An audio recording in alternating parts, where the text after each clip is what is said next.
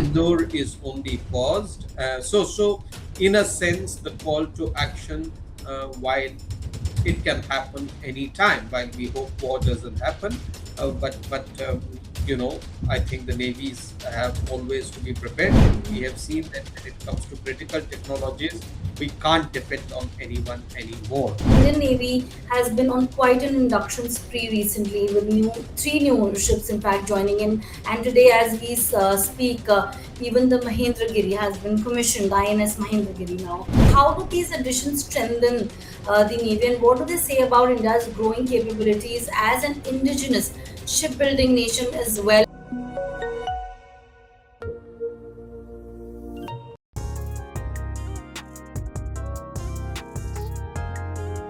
Hello and welcome to Meluha Maritime. I'm Palak Sharma, and this is Maritime Conversations in collaboration with Diplomacy, where we take a closer look and unpack all the major developments shaping the maritime domain and what they mean for India and the region. What are the recent happenings? We'll be talking about that. And joining me today is Commodore Srikant Kesnur, founder Meluha Maritime. He has served as a distinguished naval officer and he's a naval historian as well, and of course, a maritime expert with deep experience in the Indian Ocean region and maritime strategy. Commodore Kesnur, as always, it's wonderful to have you with us, and it's a pleasure that we'll be decoding some of the important happenings in the maritime domain today. Thank you very much. Wonderful to be here today and good to be speaking to you, Palak. Welcome, and I'm going to start with my first question. I'm going to begin with the big picture. India has a new Navy chief in the chair. As he takes over the helm, what do you think are some of the major challenges and opportunities that lie ahead of him, and what should we be watching out in this new tenure? Yes, I think you're right. This has been a period of transition in higher defense setup in India. You had the Navy chief take over, end of May. You had the Army chief take over just a few days ago, and you have had a new CDS. So the higher defense management, certainly there have been some changes. As far as the Chief of Naval Staff is concerned, Admiral Krishna Swaminathan, as I have brought out in an article elsewhere, which is also on our website, he's a very highly a respected professional. He's extremely well regarded, but it is a busy chair, and he will have his share of challenges and opportunities. As I see it, the three or four things confronting him. First, at the operational level, I think given the volatile situation in the neighborhood that is persisting, he will need to ensure that, as they say, keep the powder dry in respect of the Navy. Sindoor is only paused. So, in a sense, the call to action, while it can happen anytime, while we hope war doesn't happen, but I think the navies have always to be prepared, and given the current situation, I think he has to ensure a very high level of readiness, both with regard to our western neighbor in the immediate context, and with regard to what is happening in West Asia and elsewhere. That apart, I see technology infusion. Huge amount of changes are happening in the scientific and technological world. Lots of current battles, whether it is Russia, Ukraine, Israel, Gaza, and more recent ones between US, Israel, and Iran, are giving a lot of lessons with regard to both tactics, technology, strategy. And I'm sure somewhere these are being studied and absorbed. But how do new infusions, how do new technologies get absorbed? And this has to be done increasingly in a making in India context, because I think we have seen that when it comes to critical technologies, we can't depend on anyone anymore. So that's the second challenge: technology absorption and infusion against a make in India sort of background or philosophy undergirding that. The third is structurally. I think there has been a great sort of movement towards jointness, towards integration. That's sort of the new mantra. Doctrinally, people-wise, acquisitions-wise, how the Indian Armed Forces need to go towards greater jointness and have greater level of integration at various echelons. So I think these are some of his challenges. But I would argue that very fortunately the Navy has structures for all of this. I mean, we are very good at making in India. Our science and technology base is very good, and we have sort of. I would suggest that we have been in favor of jointness and integration and a lot of structures. So I think we have the climate that ensures that these things will fall into place.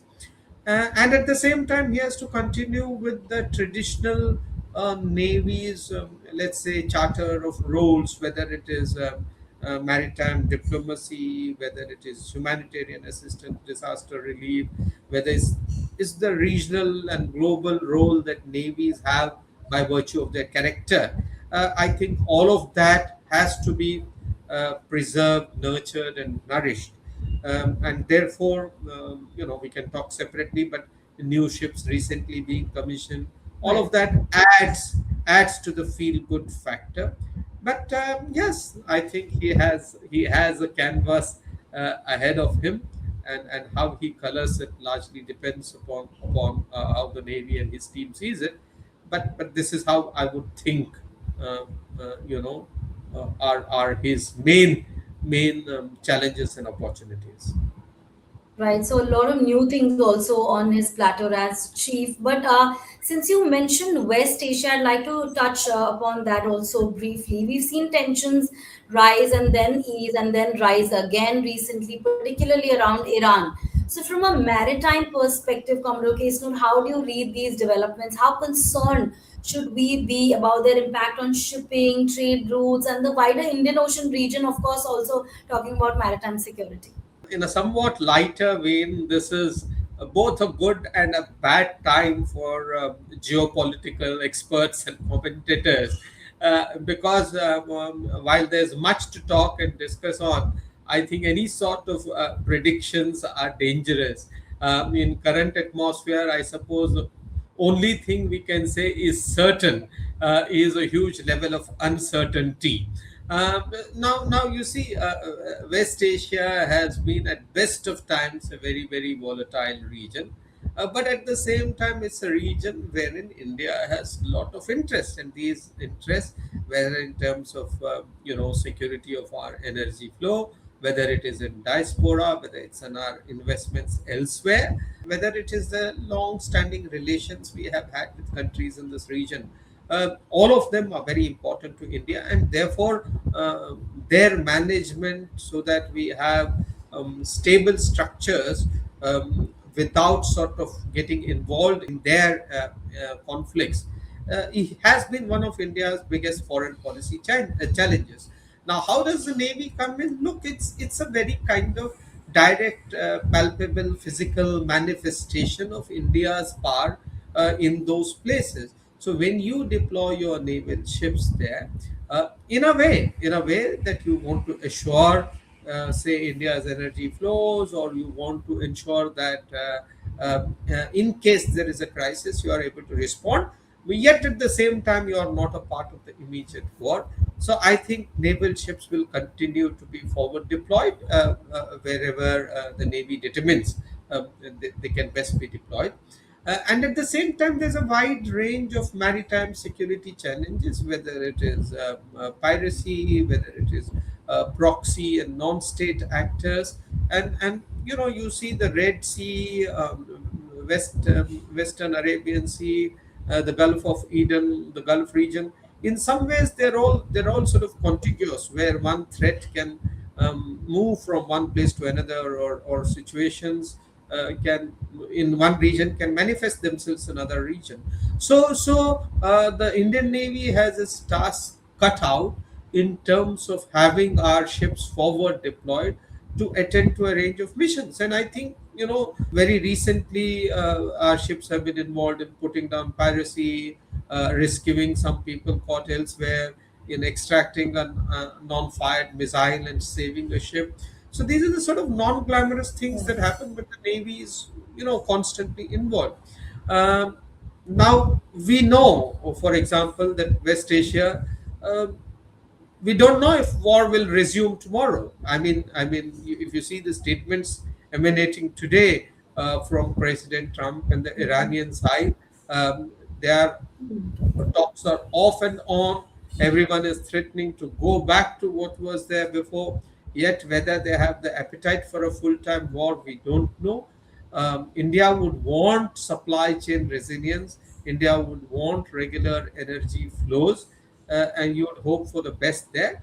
But we have been through this crisis before. We know pretty much what to do, and therefore the Navy will have a role to play should the situation exacerbate. At the same time, it would have a role to play in ensuring that uh,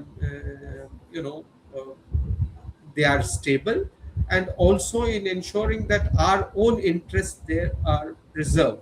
So that's how I see the Navy continuing to play a role in West Asia.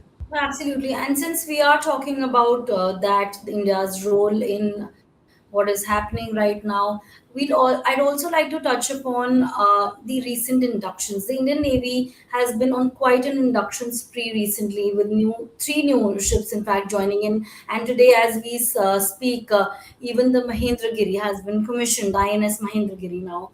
So, for our viewers, if you could put this in perspective for us, how do these additions strengthen the Navy, and what do they say about India's growing capabilities as an indigenous shipbuilding nation as well? Because, right now, Make in India is on its prime. We are talking about it a lot, and indigenization in India, especially in the maritime domain, has really been the talk.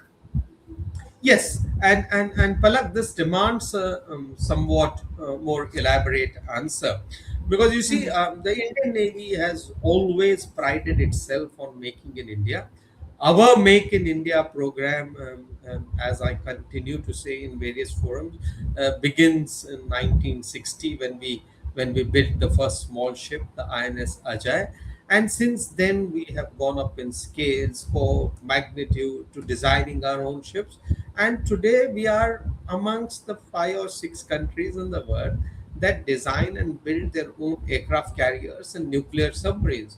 And that's something really huge. That's something people all over the country need to be proud of. So against this background, the fact that we have been consistently been rolling out state of the art ships in different categories is, I think, something, as a Navy commentator, historian, something I feel very, very thrilled about. Now, you had three ships in June. This is the second time in the last 18 months. In Jan Right. 25, you had three ships commissioned in Bombay, try commissioning as we call it, and now you have this in Calcutta. So you had three ships and three different kinds of ships. You had the Donagiri, which is the Nilgiri class guided missile stealth frigate. Then you had the Sanshodhak, which is advanced, a large survey vessel. And then you had Agre, which is a shallow water anti-submarine craft. So you have three different sorts of vessels, and all of them have a kind of characters. See, frigates are frontline, what we call as principal surface combatants. Survey ships are meant to map the oceans. India is amongst the world's leaders there. This talks about our advanced hydrographic capabilities. And the shallow water ASW craft is a specific kind of sea denial vehicle. So you're talking of three different dimensions of naval operations, so to speak. Now, what is special about each one of them? For example, Donagiri, at about 6.5, 7,000 tons and 150 meters, modular construction. It carries BrahMos, it carries Barak, it has a fantastic anti-submarine fit. So you're talking of very state of the art advanced ships, and that's the fifth The sixth one, as you brought out, Mahendragiri, is being commissioned today as we speak. And now that leaves only the seventh one, INS Vindhyagiri, to follow. So these add to your fleet strength hugely, and it's very significant that most of them or all of them are based in Vishakhapatnam, because now Vishakhapatnam, in a sense, is becoming as important, if not more, than your western ports and harbor. And as you look east, and as a lot of maritime diplomacy and your strategic imperatives manifest in the east, I think Vishakhapatnam, the force levels there will get bolstered. Now you come to Sanshodhak. This is important at 3,500 tons nearly. It's a fairly heavy, it's advanced, of course, but it's a large survey vessel, the fourth and the final one of the Sandhaya class. Now again, these are very important. As I brought out, uh, we have some of the best standards. We do a lot of hydrography for friendly foreign countries. We are very well respected for our prowess in hydrography and in ocean surveying and mapping, and this is important for a range of reasons. And therefore, to have shipbuilding in that, with advanced, side scan sonar, echo sounders, mapping equipment, all that, and of course helicopters and boats that enable you to do surveys. That's very good. As far as Agra is concerned, it's a shallow water craft. Now, why do you need shallow water craft, ASW?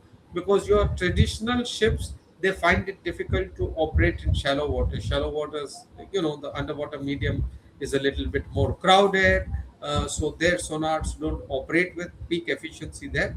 Agra has a different form of propulsion. It's water jet propulsion, so it is better able to operate in shallow waters. It has about 2.6, 2.7 meter draft, I think, and therefore, but at the same time equipped with anti-submarine rockets, torpedoes. So it makes for a very good, very effective anti-submarine warfare platform. Now, together, all of these, Palak, also talk about various other spin-offs. For example, in Mahendragiri, I understand that more than 200 medium and small enterprises have been involved, and that leads to direct employment of 4,000 plus people and indirect employment of 10,000 plus people. So you're talking of nation building, you're talking of creating an ecosystem for ship production in India.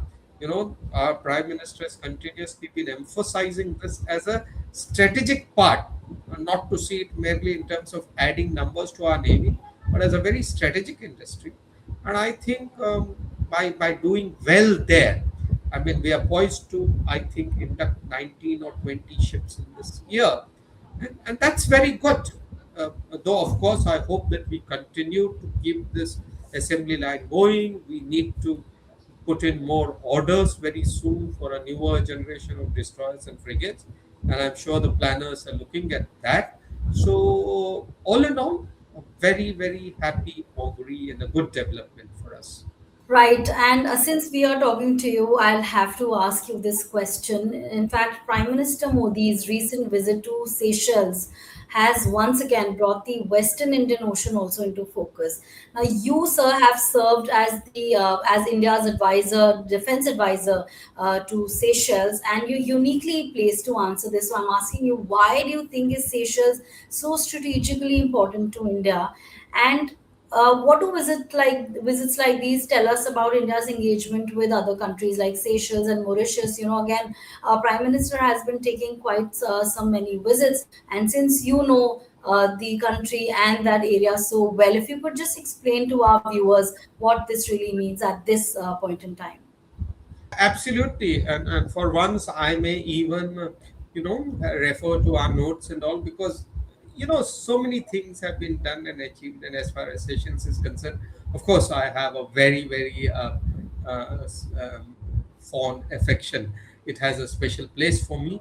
I, having been the defense advisor there when I was based in Nairobi, with simultaneous accreditation to Sessions. What is Seychelles? I think people just need to see it on the map or on the globe to realize how very strategically it is positioned. Now, very small cluster, 115 islands, a population of less than 1.5 lakh people, and a land area of 400, 500 square kilometers. That's all. But look at the EEZ, 1.3 million square kilometers. That's huge, right? That's almost Right. a two-third of our EEZ. And Mm-hmm. where is it placed? It is placed right straddling the sea lines of communication that come up to Asia, West Asia, and India, from Africa, from Atlantic. They converge there beautifully. So it is located in a very strategic place. Also, India and Seychelles have had very deep relationship. This visit marked the 50th anniversary of India-Seychelles relationship, beginning with 1976. And if my memory serves me right, Indian contingent was there from the first Independence Day onwards. I think we have been there every Independence Day with Indian Navy, Indian Army, or some contingent or some presence in some way. So India-Seychelles relations are very, very deep. And obviously, over a period of time, while they encompass a lot of issues, largely the focus has been on defense and maritime security. We have been a very strong partner, collaborative partner with them. Countries like Seychelles face, certain capability limitations, and I think, you know, by helping in their hydrography surveys, by doing hydrography surveys, by doing a lot of training, by giving them hardware at periodic intervals, and by having some of our military advisors posted there. I think, India and Seychelles reflect a very high level of trust in the military and maritime field. Specific to this visit, there was one ship, I think, PS petrol ship, less war, that we gave them, built in Goa shipyard, in addition to some ambulances, some utility vehicles, and sailing, laser radial sailing vessels. So this patrol craft is huge, and we've also helped to repair and maintain their other patrol ship, the Zoroaster. In addition, we have a Dornier aircraft stationed there for their, maritime surveillance program, and our ships are visiting there frequently. This Yeah. visit itself saw both, I think, INS Trikant and Mm-hmm. Ikshak, two ships of Right. the Indian Navy present there. There was a $175 million assistance. $125 million as a line of credit, and $50 million as a grant, and this is very, very Mm. significant, which Right. positions India as a very strong, good, stable partner with Seychelles. Now, one Right. other thing that bears a lot of emphasis. You see, Seychelles is a country that's very, very proud of its environmental record, and aspects Mm. like climate change, blue economy, maritime sovereignty. These are all very important to it, maritime Mm-hmm. economy. You see, when I was there, as you brought out defense advisor, 2008 to 12, Right. piracy had peaked, and the impact of that on tourism, fishing, their principal industries was so pronounced that there was Right. genuine worry about how they will tackle it, and of course, genuine appreciation at how India helped them do it. So now, 15, 20 years later, when issues of blue economy, issues of sustainable use of oceans, use of ocean ecology and environment, use of maritime issues of maritime governance, all come into sharp focus. Seychelles needs friends like India, and India needs friends like Seychelles to commonly do some of these things. Therefore, the fact that it's a part of our solar alliance is important. Just as it is important to note, remember that Seychelles joined as a part of the Colombo Security Conclave last year, Mm-hmm. in November. So it became Right. the sixth member of the Colombo Security Conclave, wherein countries India, Maldives, Sri Lanka, Bangladesh, Mauritius, and Seychelles can commonly sort of on a platform decide and see and face up to common challenges, threats, issues that obtain in the Indian Ocean region. I mean, there are lots of other issues. I don't want to get into that. Right. SIDS issues, satellite tracking, space and satellite cooperation and things like that. But when Prime Minister Modi said this is an ocean of opportunity, Indian Ocean, and remember he followed this visit with a similar visit in 2015 to Mauritius and Seychelles when he articulated the Sagar vision. Sagar has moved to Mhm. Mahasagar now. So when you talk of mutual and holistic advancement and security and growth for all, I think Right. it's an important formulation. It's a vision for us to convert that into a strategic objective, and this visit was hugely significant for that reason. Thank you so much, Commodore Kesnur. Well, that has been a wonderful discussion so far. We are going to hit pause on this conversation for now because there's a lot more ground to cover, which we will do in our part two. So, catch us there in our next episode where we continue our discussion on the big maritime stories shaping our region. Continue to tune in to Meluha Maritime.